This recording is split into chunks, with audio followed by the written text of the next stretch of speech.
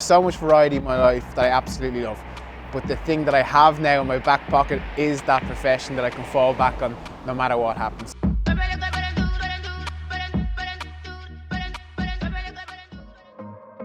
So, Damien, Clarke, tell me about yourself. Yeah, my name is Damien Clarke, you know that much. I'm a counselling psychologist. I finished a doctorate in counselling psychology in Trinity 2 years ago. I'm also the founder of Zeminar, which you know all too well. That's the world's largest health and wellbeing conference for teenagers. It's been a really long, interesting, diverse road to get me to that point. My original background was marketing. I did marketing in Japanese in DCU.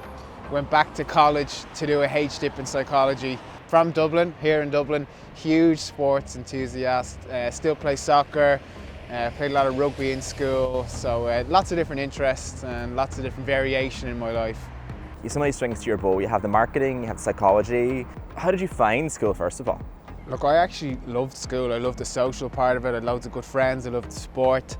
And I was good in school, but I had pretty much no direction. I was that person who was filling out the CAO form, had no idea what I wanted to do. Have you any regrets from your secondary school time yourself? Yeah, I think maybe the regret is that I've spent a lot of time stressing and worried about what I wanted to be. And at the same time, I didn't do a lot about that in school. I didn't meet with different professionals. I didn't organise to meet different people from different companies. So if you're worried, if you're stressed, if you don't know what you want to do, nothing's going to happen unless you try and figure that out yourself. So get involved, meet people, ask questions, take your work experience serious, and some ideas will start to come up, and then you'll be able to figure out where you want to go. But for you, was there any particular subject or career path that you said to yourself, okay, this is something that I could see myself tackling seriously? Look, I'm passionate about psychology, I'm passionate about mental health and well-being. At the time, I remember just looking at the points for psychology and thinking, I don't think I'm going to get there. I haven't got the drive, I hadn't got the ability to focus, and a subject like that really needs it. So I suppose my message is, you can go back. I came back to college as a mature student and I tackled psychology. At the time, I probably just wasn't ready. I wasn't mature enough to take on a subject like that. So, as a psychologist, Damien, and having been through the legal cert system, there's obviously pressures and stresses involved in all sorts of ways. What would be your one most or best practical tip for young people to manage that kind of pressure?